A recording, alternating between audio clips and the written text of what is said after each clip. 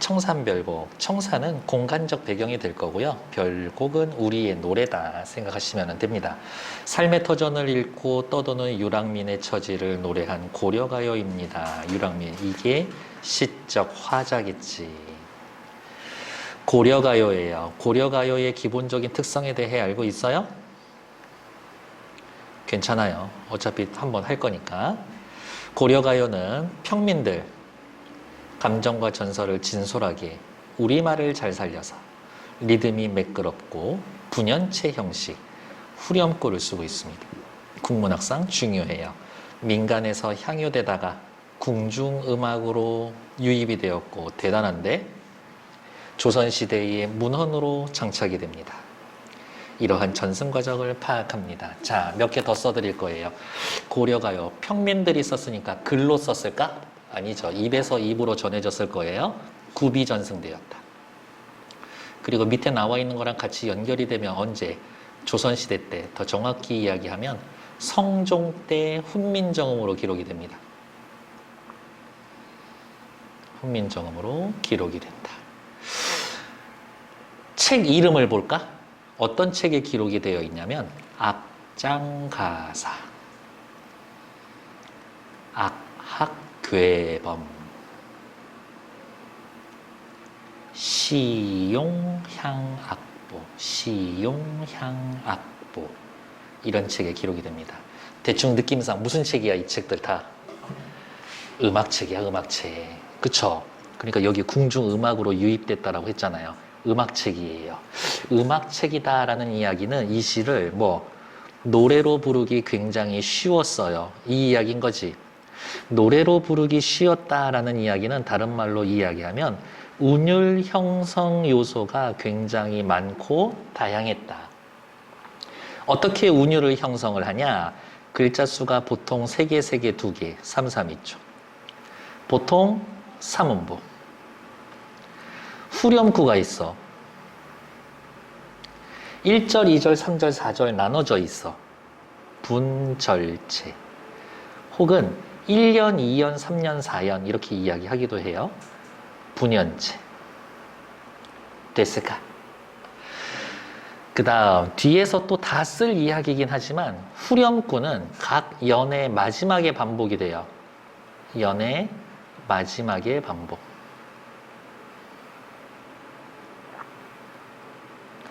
각 연의 마지막에서의 반복이니까 당연히 운율을 형성해 주겠지. 근데 주의해야 돼요. 뜻이 없어요. 보통은 소리를 흉내낸 말들. 각 연의 마지막에 나오니까 연을 구분해 주는구나. 동일한 위치에 동일한 말이 나오게 되는 거니까 형태상 안정감을 준다. 요 정도로 정리할 수 있을 것 같아요. 괜찮은가?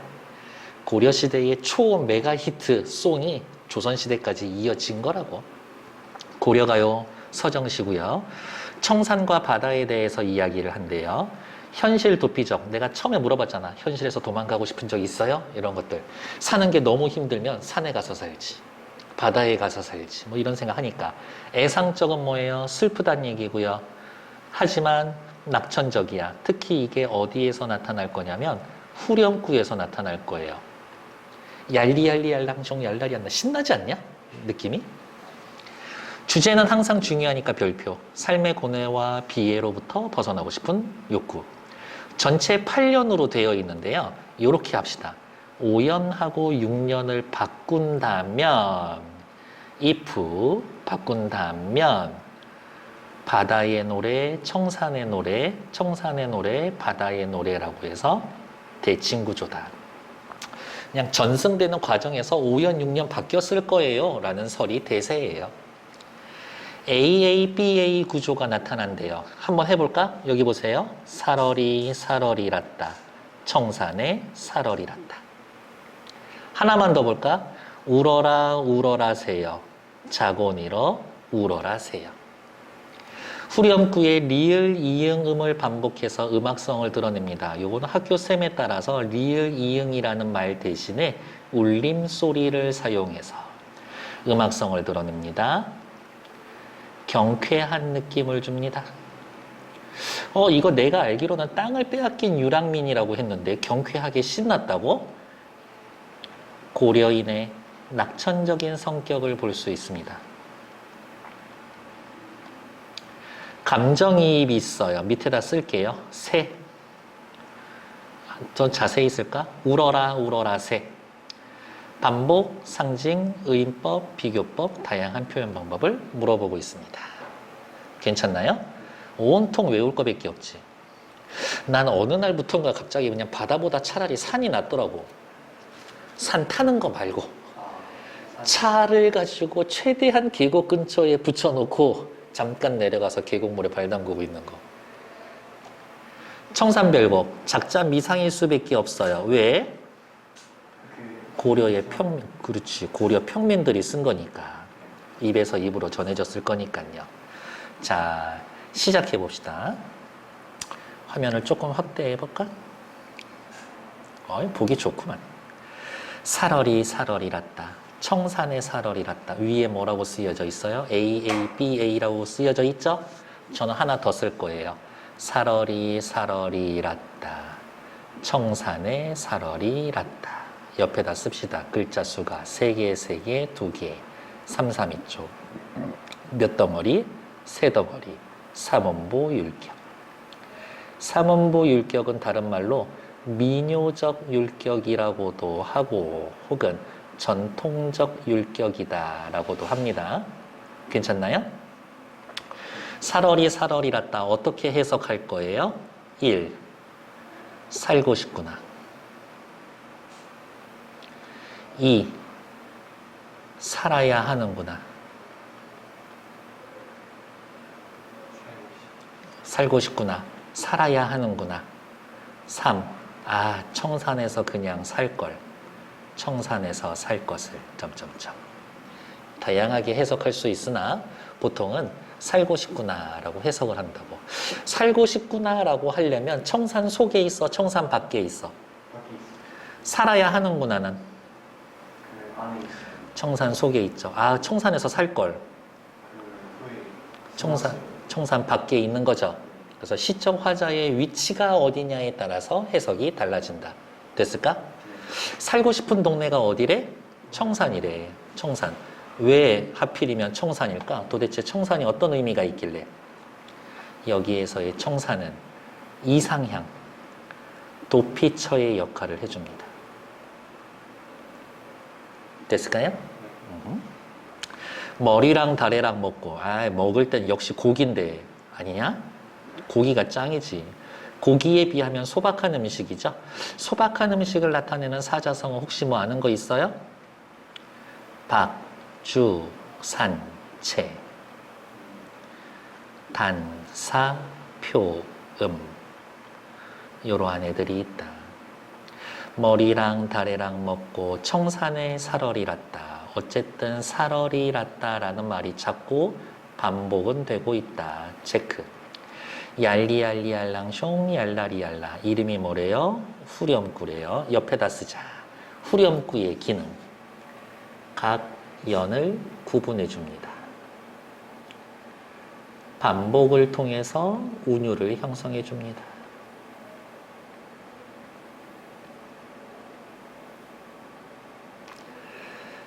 울어라 울어라 새야. 자고 일어나서 울어라 새야. 어머 지금 새 뭐 하고 있어? 울어. 기분 좋아서? 당연히 슬퍼서 울겠지. 널라와 여기에서의 라와는요 뭐뭐 보다 라는 뜻이에요. 너 보다. 시름이 많은 나도 자고 일어나서 운다. 어머 세상에 나 울어. 왜 울어? 시름이 많아서. 시름, 걱정이 많아서. 근데 누가 더 많다 적다라는 하지만 새와 나는 어때? 둘 다 울고 있지. 내 대신 울어준다고 해도 되지 않을까? 나처럼 운다고 해도 되지 않을까? 그래서 이 새를 감정이입의 대상입니다. 너도 울고 나도 울고 우리 처지가 똑같네. 동병상련. 얄리얄리아랑숑 얄라리한다. 가던 새를 여기 어떻게 해석할 거냐면 날아가는 새, 날아가던 새 혹은 내가 갈던 사례, 내가 갈던 땅. 보통은 갈던 땅이라고 해석할 거예요. 옛날에 내가 갈던 땅, 옛날에 내가 갈던 땅을 본다. 물 아래에, 그러니까 하류 쪽에 혹은 물 가까이에 있던 내가 갈던 땅. 그러니까 이거 물, 옛날 농사 지으면 제일 중요한 건 햇빛이랑 물이야. 물 걱정은 안 하겠지. 이거 좋은 땅이야. 내가 옛날에 가지고 있었던 좋은 땅을 본다. 보기만 하면 되나? 아니지. 가서 밥 깔고 일하고 있어야 되는데 그냥 구경만 하고 있는 거지. 왜? 땅을 빼앗겼거든요. 땅을 빼앗겼는지 어떻게 알 수 있다? 이끼 묻은 쟁기를 가지고 물 아래에 갈던 땅을 봅니다. 저거 내 땅이었는데 알 수가 있겠네. 이 시의 화자 현재 어떤 처지예요? 땅을 빼앗긴 상태인 거지. 땅을 빼앗긴 유랑민이구나. 또 돌아다녀야지. 뭐 어떻게 할 거야. 내 땅 없는데. 땅 빼앗긴 지 한 며칠이나 됐을까? 꽤 오래된 것 같아요. 왜? 쟁기에 이끼가 끼어 있거든. 땅 빼앗긴 지 오랜 시간이 흘렀구나. 오랜 시간 흘렀는데 계속 그 땅 구경하고 있죠? 미련이 남아있다라는 거지. 됐나요? 땅 빼앗기면 온 가족이 손잡고 애블바리 이렇게 여기같이 할까? 웬만하면 가족도 뿔뿔이 흩어질걸? 너무 외롭지 않겠어요? 1인공 별인공 하야 이럭저럭 해서 낮은 디네와 손자 지낼 수 있지만 오리도 가리도 없음 해석 잘 하셔야 돼요. 내게 올 사람도 내가 찾아갈 사람도 없는 밤은 또 어찌하리라. 어떡하지? 견디기 힘든데. 점점점. 얄리얄리얄라종 얄라리얄라. 됐나요? 너 길거리 지나가고 있는데 누가 짱돌 던져가지고 당신 뒤통수 맞췄어. 뒤돌아보면 잡을 수 있어 없어? 그 돌을 피할 수 없는 운명이지. 어디에 던지던 돌인가? 누구를 맞추려고 했었던 돌인가? 돌은 운명이지. 어디에 던지려고 했던 건지, 누구에 맞추려고 했었던 돌인 건지, 옆에다가 쓸까요? 피할 수 없었어. 미리도 괴리도 없이, 옆에 해석 바로 나와 있으니까 그냥 할게요. 미워할 사람도 사랑할 사람도 없이 맞아서 운이노라. 피할 수 없어. 맞았지. 아프죠. 고통스럽죠. 어떻게 할 수 있는 게 없네? 한탄. 됐을까? 5연이고요. 6년. 아까 썼던 거 한 번만 더 씁시다. 만약에 얘네들이 어떻게 5연, 6년을 바꾸면 대칭 구조가 된다. 살고 싶구나. 바다에 살고 싶구나. 어머, 아까 청산과 상징적 의미가 유사하다라 그랬죠? 바다 어디야? 청산이. 이상향. 도피처였죠? 그러면 바다도 이상향, 도피처겠지. 남아자기 구조개, 소박한 음식입니다. 해초 조개 같은 거예요. 바다에 살고 싶구나. 얄리얄리얄랑숑 얄라리얄라. 어디에 가고 있어요? 원래 땅이 있었는데 빼앗기고 청산에 가서 살려고 했지만 이것도 쉽지 않았나 봅니다. 그래서 어디로 가려고? 바다로 가려고. 바다로 가는 도중에 바다에 가다가 듣는다. 애정지, 외따로 떨어져 있는 부엌에 가다가 듣는다. 외따로 떨어져 있어요. 어디에서 떨어져 있을까? 인간 세상하고 떨어져 있었겠지. 속세와는 멀리. 뭘 듣냐면 소리를 듣는데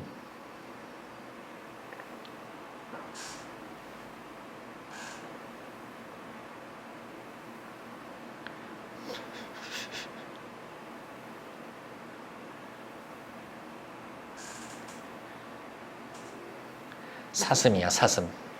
사슴이 장대 위에 높이 올라가서 해금 켜는 소리를 듣는다. 이 장면 어때요? 굉장히 초현실적이지 않나? 현실에서 불가능한 상황이지. 근데 이게 내 눈앞에 보인다니까? 야, 저런 말도 안 되는 일이 벌어지고 있어.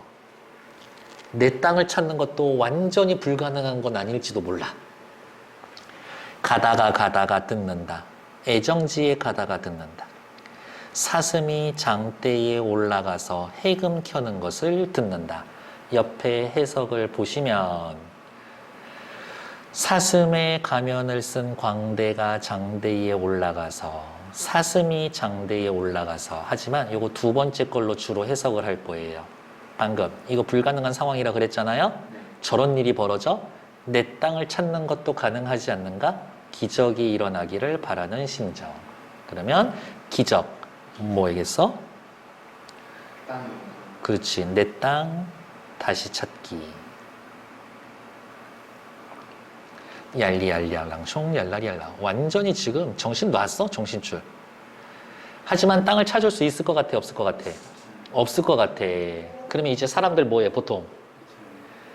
인생 한 방 진짜 영혼까지 끌어서 한 방 노리던가 아니면 술 먹고 인생 포기하지. 가다가 배가 볼록한 항아리에 진한 술을 빚는다. 옆에 사람이 물어봐서 야 지금 상황이 어떤 상황인데 술 먹고 퍼져 있어. 그랬더니 조롱꽃 누룩이 잘 익은 술이 매와 잡사오니 아주 세게 강하게 나를 잡사오니 잡으니 내 어찌하리고 에이, 내가 술을 마시는 게 아니라 술이 나를 마신다고 이런 느낌. 완전 어때요? 체념하고 있고 술 마시는 그 순간만큼은 고뇌가 일시적으로 해소될 수 있겠지. 얄리얄랑숑 얄라리얄라. 이제 끝나는 게 아니라 다시 앞 페이지로 돌아올 거예요. 형광펜 드시고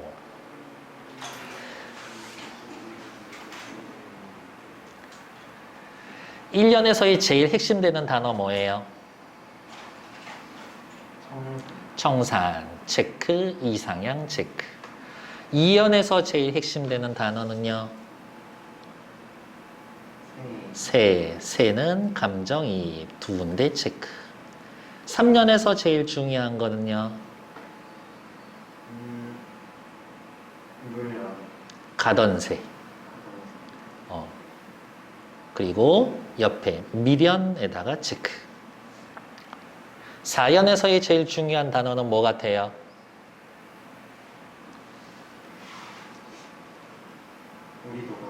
없는 밤. 밤 체크. 밤은 어떤 시간? 외로움이 심화되는 시간. 뭐 절대 고독의 시간. 5년에서의 제일 중요한 말은요? 돌이 의미하는 건? 운명. 그렇지. 운명. 6년에서의 제일 중요한 건? 바다. 이상향 도피처. 7년에서의 제일 중요한 건?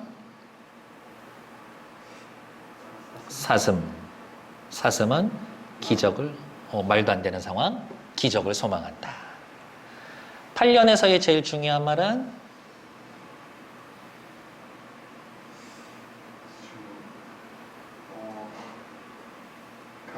그렇지, 술. 고통과 외로움을 잊게 한다. 밑에 제가 체크해드린 체념까지 표시. 그러면 밑에 나와 있는 포인트 1번 다 한 겁니다. 2번, 후렴구의 기능. 소리를 흉내낸 의성어다. 밑줄. 흥을 돋운다. 리듬을 맞춘다. 리듬을 맞춘다는 다른 말로 하면 뭐라고 할 수 있어요? 그렇지, 운율 형성한다. 리을 이응흠. 저는 아까 또 하나 더 써드렸죠? 울림소리. 매끄러운 음악적 효과를 가지며 낙천적이고 명랑한 느낌을 준다. 뭐 그 정도입니다. 됐나요? 다음 페이지 232쪽 1, 2, 3, 4, 5, 6, 7, 8 1, 2, 3, 4 현실에서 벗어나서 청산에서 살고 싶지만 행복해질 수 없어를 깨달았죠. 바다로 가서 살고 싶은데 순응하거나 현실을 초월해야 된다라고 생각했대요. 됐어. 감정이입 하나 있었죠. 뭐 우는 새 있었지. 걔랑 나랑 똑같아. 동병상련. 화자의 처지를 짐작할 수 있는 단어를 보고 어떠한지 생각해 봅시다. 돌에 맞았는데 어떻게 할 수가 없죠. 돌은 뭐였어? 운명이지. 원망할 수도 없고 울고만 있어요. 극복할 수 없을 만큼 고통스럽습니다. 괜찮은가? 시험 문제 내기 좋은 건 2번. 작자는 어떤 계층이었을까? 현실에서 고통받는 민중, 삶의 터전을 잃은 유랑민일 거야. 새보다 근심 걱정이 많대. 밤에도 근심 걱정이 많아. 슬퍼하고 있지. 해금 켜면서 술 마시면서 해소하고 싶어. 아, 자기 뜻을 펼칠 수 없어 괴로워하는 지식인일 수 있어. 떠나온 삶의 터전을 그리워해. 어쩔 수 없이 삶의 터전을 떠나 유랑민으로 볼 수 있어. 유랑민. 외적의 침입이나 정권의 폭정 등으로 생활을 영위할 수 없었던 백성들이었을 거야. 괜찮나요? 233쪽. 운율을 느끼게 하는 요소. 삼음보, 후렴구, 연장체. 다른 말로 쓸까요? 분절체, 분연체. 하나 더 쓸까요? 332쪽. 하나 더 쓸까요? AA, BA 구조. 요 정도 하면 운율 형성 요소 빼먹은 게 없지. 다음은 고려가요의 특징인데요. 밑줄 친 부분에 해당되는 거 살펴보고 이거 제목만 안다고 뭐 도움이 되나? 이거 직접 읽어보셔야지. 그래서 여기는 읽어보시면 되겠고 여기 밑에 쓰여져 있는 작품 중에서 시험 범위에 들어간다라고 하면 그때 또 다시 체크. 다음 청산별곡과 같은 시대에 쓰여진 공방전의 일부입니다. 이 공방은 뭐냐면요. 돈이에요. 돈. 동그랗고 가운데 네모나게 구멍 뚫려져 있는 엽전. 얘를 공방. 전.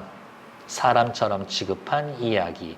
그러니까 쉽게 이야기하면 돈에 관련된 일종의 전기문, 소설. 실제로 그런 일이 있을 수 있어요? 없지. 여기 볼게요.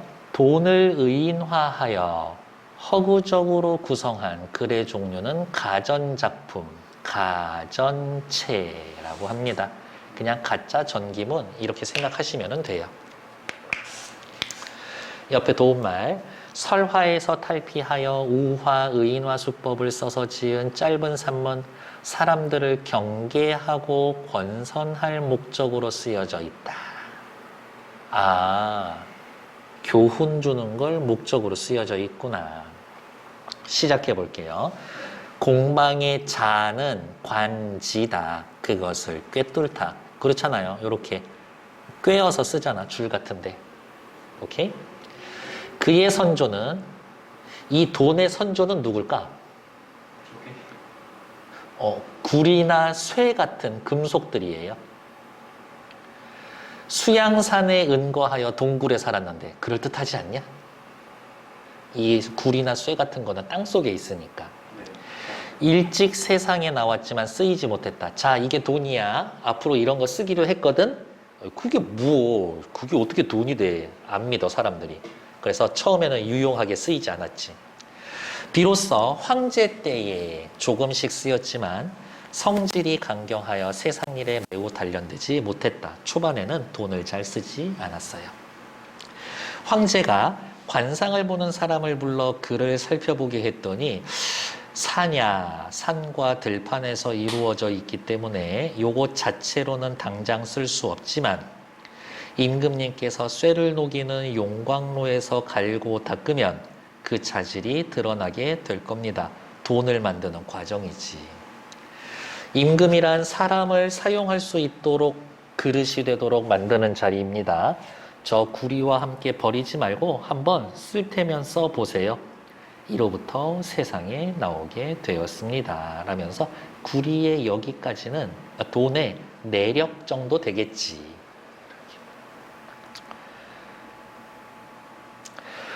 공방은 다음 페이지.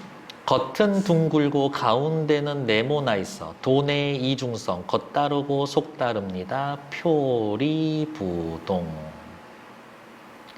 세상의 변화에 잘 적응했습니다. 와, 돈이라는 놈은 처세술이 뛰어났어.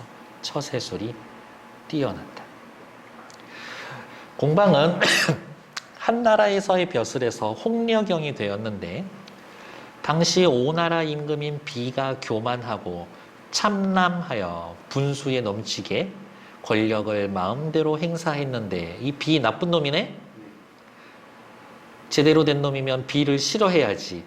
근데 공방이 비를 도와 이익을 취했다. 이 공방 좋은 놈 아니네. 호재 때에는 나라가 텅 비고 창고가 텅 비게 되었는데 호재가 이를 걱정하여 부민후로 임명했다. 지금으로 따지면 뭐 보건복지부 정도 될 것 같아요. 그의 무리인 염철승, 소금과 철을 담당하는 관리와 근과 함께 조정에 있었는데 대충 짐작이 가네. 요 당시에는 돈, 소금, 철 얘네를 국가에서 관리를 했었어. 그는 항상 공방을 형이라고 부르고 이름을 부르지 않았다. 공방은 성질이 탐욕스럽고 염치가 없었는데 요 정도면은 인물에 대한 직접 제시지.